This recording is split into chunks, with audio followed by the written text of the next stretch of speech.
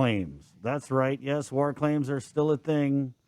I actually got a call from an older lady last week who was asking about the status of the payments. You can actually go on the Guam War Claims Review Commission website, and they have the status of the payouts. But there were a whole bunch of people who didn't make that window, the application window, to apply for the war claims, and that's where your bill comes in, Senator Tello, Senator Frank.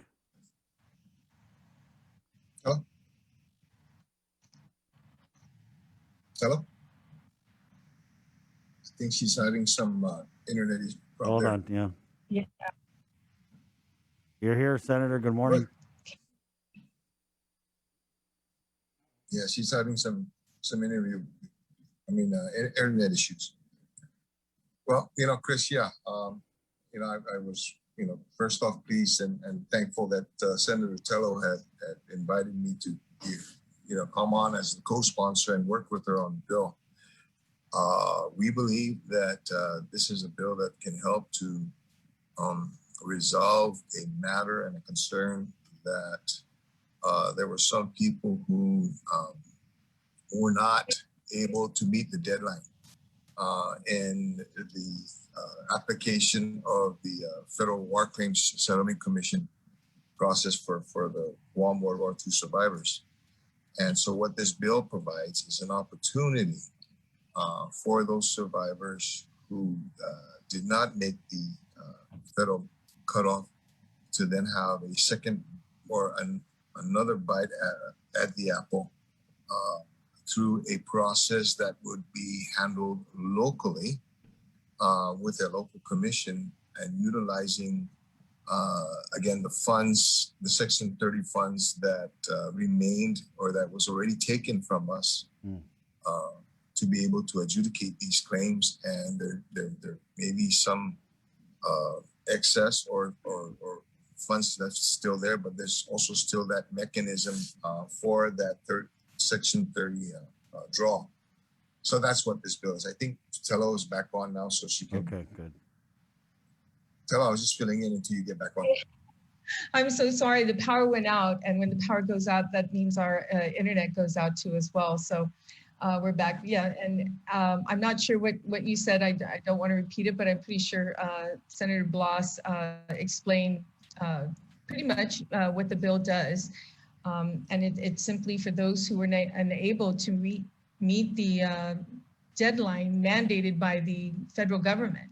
It now allows us to move forward here on Guam to continue. And one of the things when I was talking with Senator Blas about was the administrative costs that the U.S. Treasury receives from Guam from overseeing this type of program, this claim. And it's unfortunate because, the funding that's used, of course, we all know the funding is used. We have authority over that money, and we can do it right here on Guam. I think there was a comment made that from several people, even former Senator Tony Lamarena, when I spoke to him yesterday, that this is something that could be done on Guam. And last year, I think Congressman Mike Nicholas made mention of this as well. So I do know a resolution was introduced earlier this year asking the Congress to extend it, but that was it. I think Senator Frank and I believe that we should continue this on, especially for those who weren't able to reach the deadline or be able to, file their claim in time. And, I had a conversation with somebody because it was the end of the funeral yesterday. We were outside and I met up with the governor and spoke to her about the bill that was introduced that morning. And she said, yes, she totally supports the concept, the intent of moving forward. And I thought that was, it was great. We're on the right direction. I mentioned the work we put into it, calling for a commission on Guam, made up of 5 individuals, and making sure that what's his name, former Senator and Speaker B.J. Cruz be involved. That's the OPA, along with the governor or her appointee, the Speaker of the legislature or her appointee, a member from the public appointed by the governor, and then so appointed by the Mayor's Council as well, a representative there.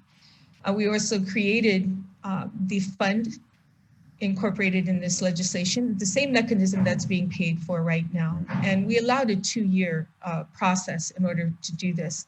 And that's from the time that the Commission is put together and all the way for about 2 years. So I think this is a step forward in making whole those who were unable to make that deadline. And, you know, I have to mention that the governor, she was talking about how she supported this measure and would like to see this happen. We can do it on Guam, the money spent here. And she mentions that some of the people who registered at Senator then Frank Ugin's office, those applicants never got to the federal government, she told me. And so this would be very helpful now to make whole those individuals who did file, but their documents didn't get to the federal government in time. Senator, just to clarify, this doesn't change the eligibility, right, for applicants? Because I know that part of the... Okay, go ahead. Yeah, the guidelines are already set in place. I think Senator Frank Blas we had a conversation. I'll let him answer that because he was mentioning the importance of those who received a claim based on what happened to them, and it should follow. Go ahead, Senator Blas, please. Well, yeah, I mean, it's right. There is already the process that exists. This is a matter, Chris, of then reopening the time for to submit the application and for it to be adjudicated. Yeah. And it's done at a local level with a local commission, utilizing the same funding source that was utilized for the previous or the ongoing claims process. Yeah. And the guidelines, I believe the guidelines on to determine the funding amount, because the one thing we don't want to see is that an individual received $12,000 and they were severely injured during the war, and then when the process comes to Guam, it's changed, and all of a sudden the person who did not receive any injuries received the same amount of injuries as the person who had injuries. So we don't want any indiscretions or any, not the indiscretions, but fairness here. We're just going to follow the same guidelines moving forward. But then, the public hearing is going to come and we're going to hear from the public, which is very important. I mean, that's the better part of this legislation, is listening to the public and what they want to see happen and move forward. Yeah, man, Senator, I was looking at the timeline. So you guys' bill was introduced before the other. There's another measure, right, with Speaker Tina Munoz Barnes. There was a release I got. Let me just go ahead and read this out real quick. Munoz Barnes and Moylan create local war claims process for disenfranchised survivors. Delivering on her commitment to the hundreds of World War II survivors who, through no fault of their own, missed the federal deadline for the filing of war claims, Vice Speaker Tina Rose Munoz Barnes and Minority Leader Jim Moylan today introduced Bill 130-36, which establishes the process for local payment of war claims.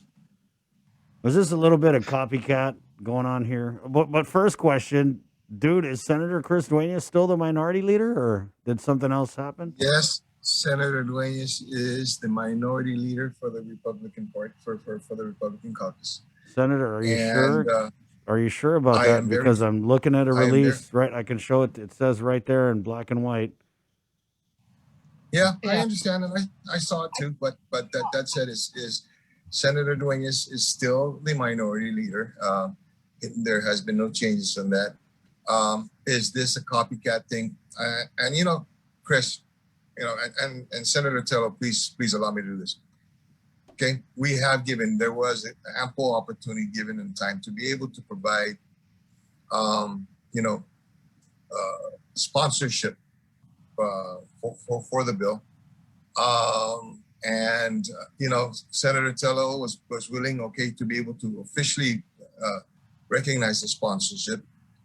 to withdraw 129, to add the sponsorship on, and then to bring it back on, and then to reintroduce it with the members. So there was that opportunity, and I appreciate her gracefulness in being able to first off extend that, but then also to provide ample time to be able to review. And unfortunately, that offer wasn't taken, and it was decided to go on a different route.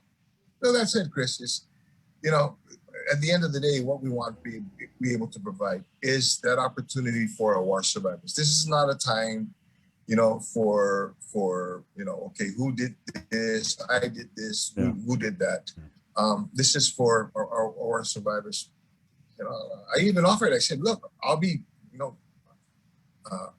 last on the sponsorship list. Doesn't matter to me. What matters to me most is that we provide a sound and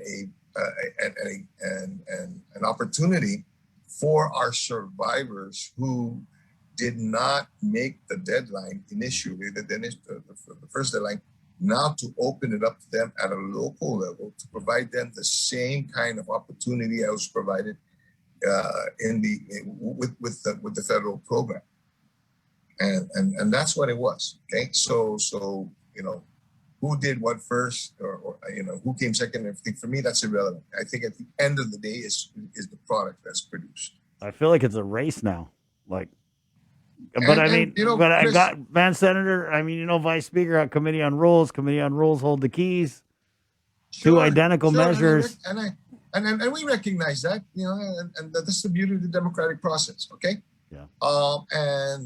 This is far from being resolved. Again, but it is in my hope that at the end of the day, we do what's best for our survivors. Yeah. Our survivors don't care, okay, what bill who introduced the bill or whatnot. What our survivors care for is that they're given that opportunity to be made whole. Amen. Okay, and so at the end of the day, is that going to make or break somebody's, for lack of a better term, and I'll bring up somebody's political career? It's not. Okay? It's doing what's right for the people of Guam. I think that's more important than thinking about a political career. Right on. Man, Senator Telo, I feel like, is this a Congress thing? Like, what's up with the congressman? Because the war claims, like, getting this through, this was his, like, rah-rah, you know what I mean?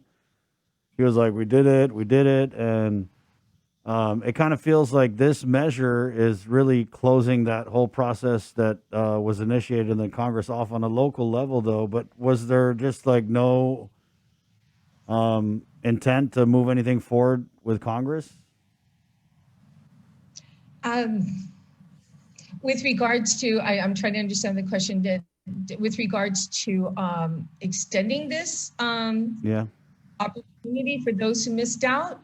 I mean, the way you see it, Chris, and I greatly appreciate Senator Frank Blas's comments. I concur with what he says with moving forward.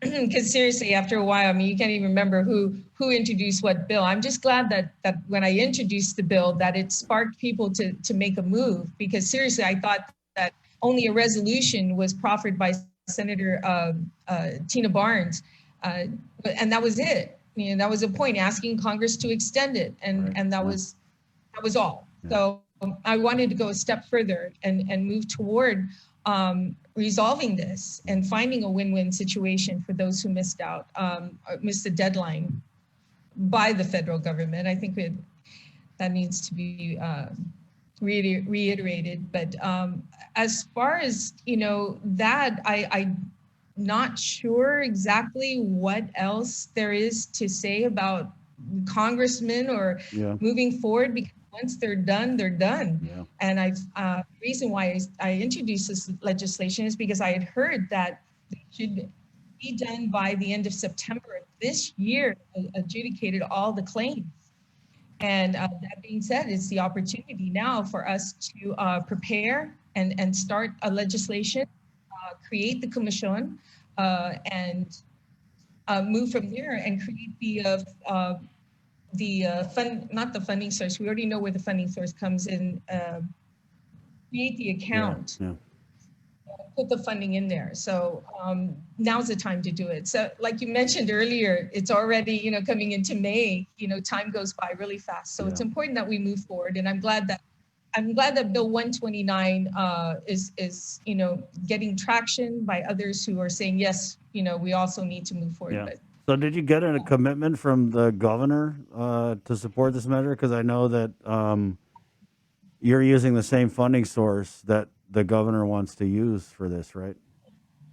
Right, absolutely. Well, when I did speak to the governor, like I mentioned yesterday, to let her know that I introduced the bill in the morning, and she was in full support of it.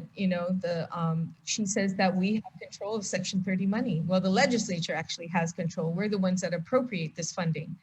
So it's not something that she can do alone. The legislature will have to do that on Section 30 funds.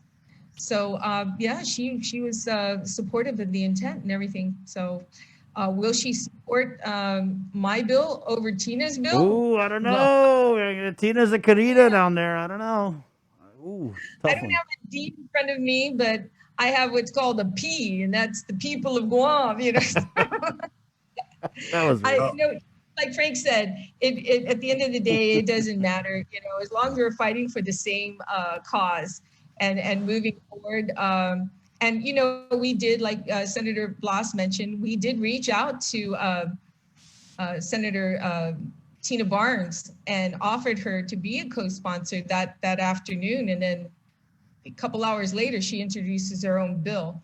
So as far as I'm concerned, somebody else can introduce the same doggone bill, and that would more the merrier. At least now we have more people really interested in moving this bill forward. Yeah. So if a third bill comes out, that's even better. Now we know that there's senators who will support it, and we're going to need eight senators to support this. Right. Not two, not just two. I think, Chris, also going back to your inquiry. I believe that our representative, first off, we appreciate the effort that he took to be able to fix the technicality, the flaw that existed in the bill that is now the law. That said, is that let's understand the realities first off of the Congress. I mean, it took that long to be able to move that measure forward, and then to go in and ask for an extension. First off. I thought that Section 30, the utilization of Section 30 as a funding source was just going to be it was as it was provided to us, it was going to be a placeholder. But then actually became the funding source. This is something that can be handled, locally. So do we want to, and as Senator Telo had stated, the part of that Section 30 funds that were received to pay out the funds was also used for the administrative costs to administer and to implement the program. Why are we using our money to pay for a program to somebody else? That's something that we can do here. Yeah. And so that's what this bill proposes that it will do, is that be utilizing that same funding source, and the excess that should exist in that pot. With the federal war claims, the Foreign Settlement Commission, take our money back, and then utilize the same guidelines, the same process to adjudicate those claims for those individuals who did not meet the deadline. Right on. Let's get into something else. Senator Telo, I saw that you're a co-sponsor of Senator Sabina's clean drinking water resolution. Was that making it awkward with some of your colleagues? Because I know, like, for example, Senator Blas Jr. had kind of come out came a little hard against it. I don't know. We spoke yesterday. I had no idea you were a co-sponsor. Sorry. No worries. No worries. I signed on because, it was World Water Day, and the intent of this resolution for me had nothing to do with, not supporting the military buildup at all. There was nothing in this resolution that says that we don't support the military buildup. The way I interpreted this resolution, if you're going to use the firing range, if you're going to play GI Joe, on the property, then clean up your mess. Just clean up your mess, pick up those bullets. I mean, it. Ooh, boy, that's putting it pretty simple, Senator. I Boys, think that's a soundbite. yeah, that's a Okay, but it's very simple. Just clean up what you're doing there. Protect our aquifer, and that was really important to me. And I understand my colleagues' concern that this was all focused on the military, and but this is an opportunity to remind them of the importance of our land. I mean, we went through all the findings of Agent Orange, and other contaminants, the landfill, of the military dumping and not mustard gas, right? Yeah, just the whole history. There's a lot. So this is an opportunity to talk about it. Granted, our own local community needs to step up too, to protect our waterlands. But this was all about, at the UN nation, United Nations, who, proffered this World Water Day. And, if you're going to talk about something at that level, then, the federal government is who we need to, knock on their door and say, hey, don't forget, please clean up your mess. I want to ask Senator Blas, but I don't want to start an argument here. I mean, I actually do. No, you're not going to start. Okay. Chris, I appreciate it. First off, you're not going to start an argument. Okay. I think that too bad, because people like Senator that kind of stuff. Senator Telo and I, we work in a realm where there's going to be disagreements, and we can agree to disagree, and we can move forward.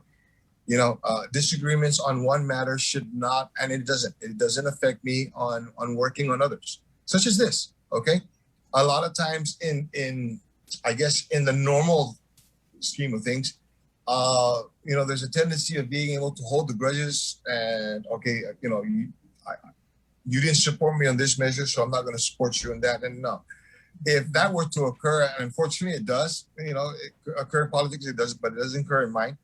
I have on many occasions, went against, colleagues, whether they were Republicans or Democrats, on one measure, and then when that measure was tabled and we moved on to the next, I was their best friend. Okay, and we were best friends. We can fight like hell on the floor, and then go up and then go to eat lunch, during a break. So that we can save on fuel and we can argue as to who's going to pay the bill. But that's just the nature of the beast. That's the nature of the beast. And so there are times that even in this bill, again, I will tell you, in Bill 129. When the senator came to me about certain issues, we did have our discussion on the construct and on the nature, of what needed to be done. I remember, in one of the conversations, she goes, "Let's do this." I said, "Oh, no, we're not gonna do that," And he says, "Okay, so what's the compromise on this?" And that's how politics works. So we can agree with something on one matter, but then and disagree on another. But at the end of the day, it's what's right for the people. It's so true. Thank you, Frank, for that. Or Senator Blas, thank you for that. It's so true, and I'm so blessed now to have individual senators coming now in the legislature, in the 36th Guam legislature, who understand that it's not personal. It's their beliefs that they're putting forward. And one thing you learn in the legislature, you're not there to force it down an individual's throat. You're there to educate the individual, let them see the perspective of what if you went this way or what if you went that way, and you just provide all that research and data, and then allow them to make their decision and come up and be prepared to answer any questions they have. That's the way it rolls. And and I like the old school, senators who still believe in that. I don't mean, I'm not that old. I don't mean to. Sorry, in fact, you're older than me. Okay, so. Now we're gonna have an argument, guys.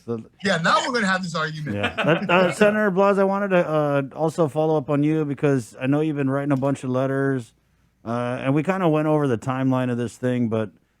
Senator Blas Jr. had come out with he had tried to call the congressman Not sure if you had the right number. It's a common problem that a lot of people have when they try and call the congressman.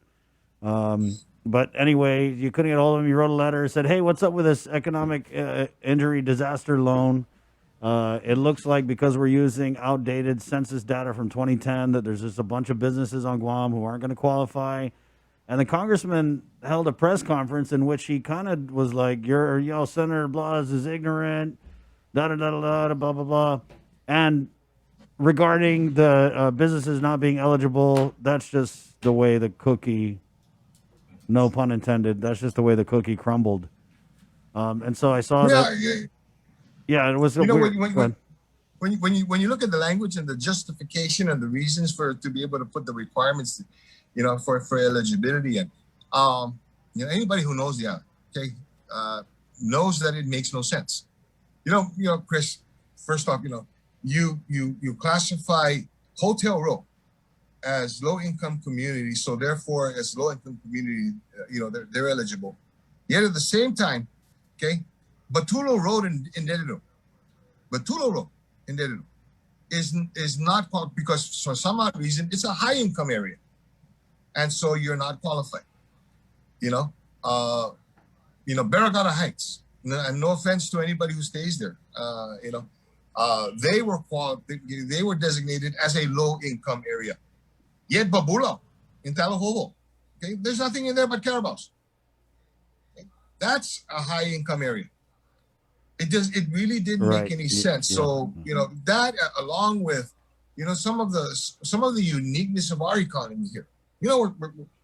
We're over 6,000 miles away from the continental United States. Obviously, our economy is not driven by what happens between Butte, Montana, and Sarasota, Florida. Yeah, it happens between our here on Guam and Yokosuka, or the ports of Japan or South Korea and whatnot, where we're totally different economy. And to say that because it works and because that's the ruling and that's the matters that we put for those places in the continental United States. It's going to be, it should work for Guam. No. And so, my process, my letter to the administrator was to please take a look at the other circumstances.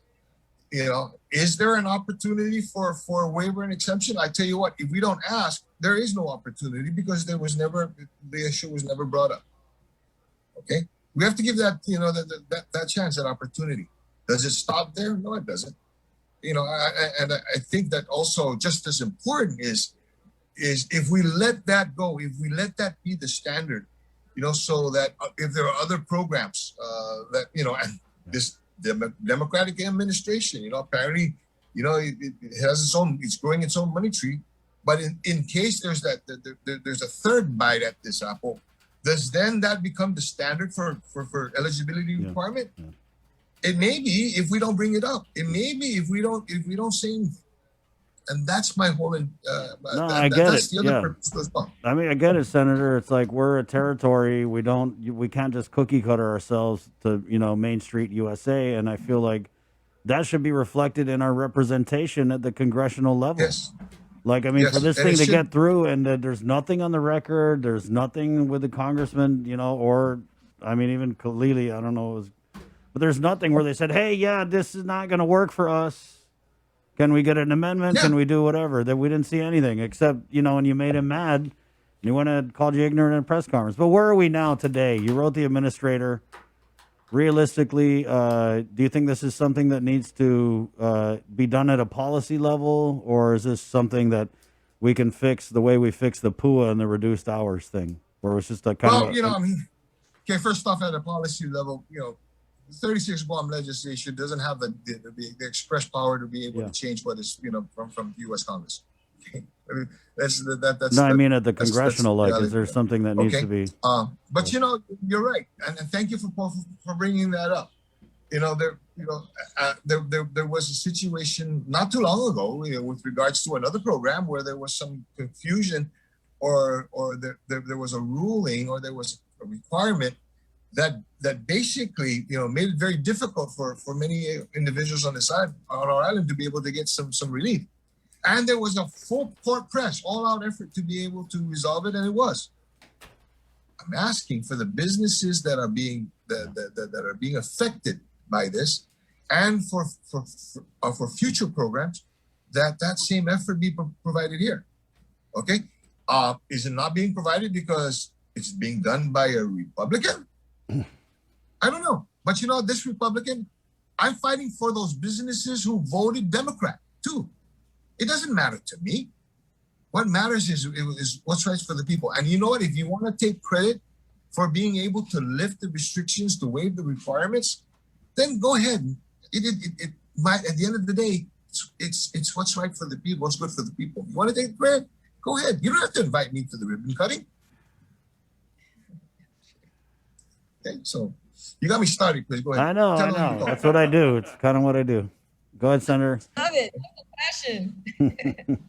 Love that passion, Frank Blas. All right. But you know, Chris, going back and just bringing this back to the thing, you know, it's no secret. All right. I mean, I've stood, you know, for and by, you know, this whole process for our war survivors, to get them, first off, to get them honored, you know, to give them the honor they rightfully deserve, you know, and should have expect. And then to get them recognized. It really still bothers me that to this day that we have to use our own money, okay, money that is ours, to be able to pay this. Yet at the same time, I don't know if you know, the last couple of weeks on the floor, you know, of Congress, they're discussing, you know, reparations for slavery. Guess where that money's coming from? You know, Chris, that the money that we got for Section 30 was going into a fund that already had over $1 trillion. The Foreign War Claims Settlement Commission, in their pot, every year gets an allocation by the U.S. Congress to use to be able to settle settle claims, and they're in that pot. Okay, is over $1 trillion, and they wanted us to be able to pay for our own. That's another discussion. But you know, at the end of the day, to Tan Maria, who's waiting for her, you know, for her compensation. That's not her problem. That will be our problem. But let's fix hers first. Then we'll go back and we'll go back and deal with that. I'm not done yet. Yeah. Oh yeah. Okay. Well, we're done here though, because I'm out of time. Okay. Yeah. Yeah. I see. Sorry to pause on. No, that's good, Senator Blas. But thank you again for the EIDL. I did want to follow up on that. Senator Taitague, thank you for coming on. Peace. That's Thank you. All right. Okay. There you go. That's that. What? Just 9:15. Good morning. We got Sergeant Paul Tapao. We take a quick break though, Jay. Really quick bathroom break, and we're back with more of the link next. Good morning. GU Self-Storage, conveniently located near the Harmon McDonald's. We offer affordable rates, online payments, and auto bill pay for your convenience. Plus gate access daily from 6 a.m. to 9 p.m. Call us today at 648-7867 for more information. Uno Go, delivering meals from your favorite restaurants and more.